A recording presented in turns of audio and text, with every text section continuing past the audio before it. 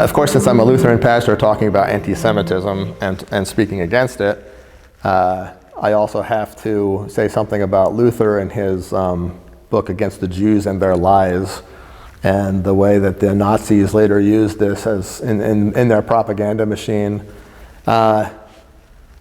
It's part of the Adversus Judaeus tradition that I traced back to the New Testament. The church has an antagonism naturally with the Jews, exactly like the Jews who accepted Jesus had an antagonism with the Jews who denied Jesus in the first century, when the power was on the other side, and the followers of Jesus were the ones who were getting on the short end of the stick. So what Luther does in Against the Jews and Their Lies, it's mostly in that tradition, but he goes beyond the theological, smackdown basically, and he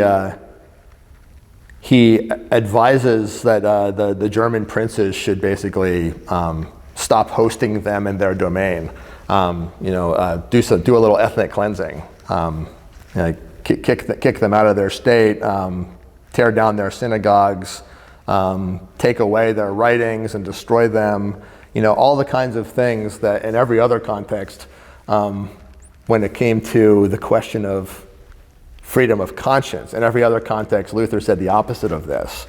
That the state can't enforce faith, can't police doctrine, has to let the other kingdom do that. It's like the state is concerned with men's bodies and the church is concerned with men's souls.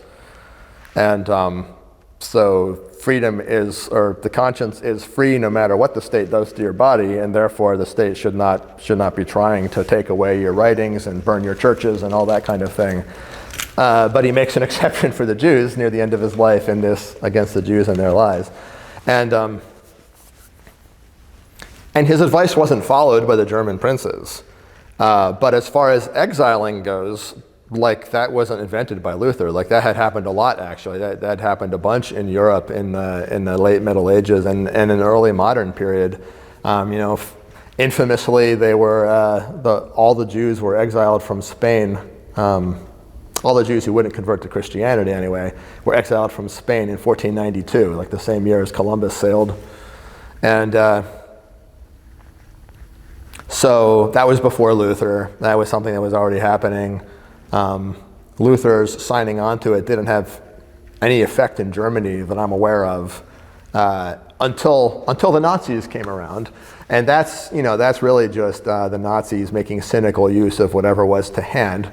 Luther was a German folk hero, and therefore in their exalting of all things German, if they could quote him against the Jews, they were going to do it.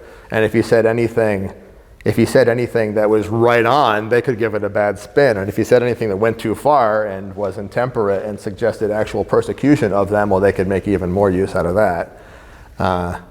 And so, that's a case where Luther's not perfect, but the Against the Jews and Their Lies is not nearly as calamitous and a work as sort of like the pendulum swing away from the Holocaust in the late 20th century was always painting it to be.